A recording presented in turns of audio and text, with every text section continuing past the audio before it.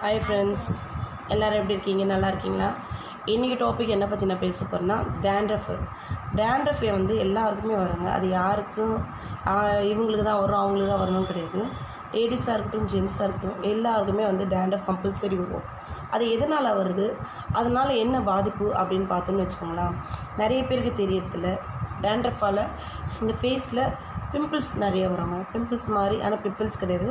அது நிறைய பேருக்கு தெரியறது கிடையாது. நெத்தியெல்லாம் பொறியாக வேர்க்கிற மாதிரி வரும். அது என்னது, நெத்திக்கு வரும் ஃபஸ்ட்டு, செகண்ட் அப்படி சின்னுக்கு வரும், அப்புறம் ஷோல்டருக்கு வரும். நிறைய பேர் பார்த்திங்கன்னா பேக்லலாம் பார்த்திங்கன்னா அப்படி பிளாக்காக மார்க் இருக்கும்.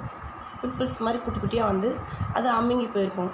நிறைய பேர் வந்து ஹேருக்காக வந்து டாக்டர்கிட்ட போய்ட்டு டேண்ட்ரஃப்காக ஷாம்பூஸோ என்ன தான் போட்டாலும் அப்போ இன்ஸ்டண்ட்டாக குறையிற மாதிரி இருக்கும், மறுபடியும் வந்துடும். நான் அது எப்படி போகணும், எப்படி போகிறதுக்கு ஷாம்பு என்ன யூஸ் பண்ணணும், எப்படியெல்லாம் வந்து ஷாம்பு யூஸ் பண்ணால் அது கண்ட்ரோல் ஆகும், என்ன மாதிரி அதை யூஸ் பண்ணணும்னு சொல்லிட்டு நான் உங்கள் கூட ஷேர் பண்ண போகிறேன்.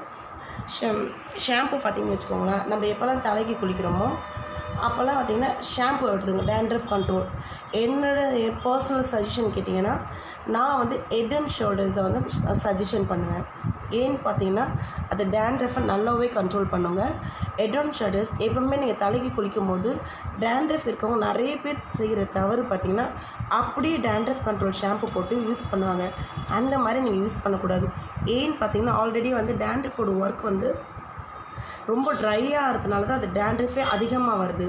நம்ம அதை கம்மி பண்ணுறதுக்கு மறுபடியும் டேண்ட்ரஃப் கண்ட்ரோல் ஷாம்பு போட்டால் மறுபடியும் அது ட்ரை தான் பண்ணும். ஸோ அதனால் ஷாம்பு வந்து நீங்கள் எப்பவுமே வந்து அப்படியே யூஸ் பண்ணக்கூடாது.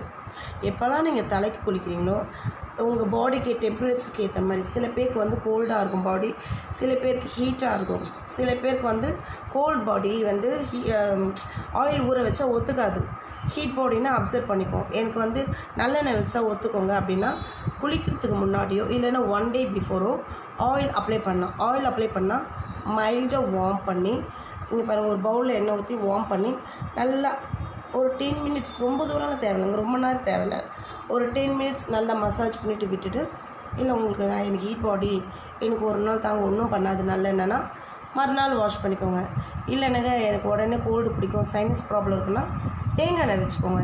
ஒரு 10 நிமிஷத்துக்கு முன்னாடி, ஒரு 1/4 மணி நேரத்துக்கு முன்னாடி தேங்காய் எண்ணெய் வச்சுக்கிட்டோம் நீங்கள் போய் குளிக்கலாம். குளிக்கும் போது லிட்டில் வார்ம் வாட்டர், உங்களால் எவ்வளோ வெந்நீர் பொறுக்க முடியுதோ, நம்ம இந்த ஏற்கனவே நான் நிறைய வீடியோவில் சொல்லியிருப்பேன், இந்த முட்டியை தண்ணியில் தொட்டு பாருங்கள். உங்களால் அது உங்களால் தாழ முடிகிற மாதிரி இருந்தால் உங்களால் ஓகே அப்படின்னா நீங்கள் வந்து வெந்நீரை வச்சு குளிச்சுக்கலாம். டேண்ட்ரஃப் ஷாம்பு குளிக்கும் போது எண்ணெய் நிறைய தலையில் வச்சுட்டு ஒரு 1/2 மணி நேரம் ஊற வச்சுட்டு ஷாம்புவும் கையில் எடுத்து இந்த ஸ்கேல்பில் இருப்பாருங்க, ஸ்கேல்பில் நல்லா இந்த மாதிரி ரப் பண்ணணும். நல்லா ரப் பண்ணி குளிக்கணும். உங்களுக்கு அது நிறைய பேர் வந்து தெரியறது கிடையாது. நல்லா இப்படி ரப் பண்ணிட்டீங்க, அதுக்கப்புறம் நீங்கள் வாஷ் பண்ணணும். அதுக்கப்புறம் நீங்கள் கண்டிஷ்னர் போடுறீங்களோ இல்லை ஹேர் மாஸ்க் போடுறீங்களோ அது உங்களுடைய இஷ்டம்.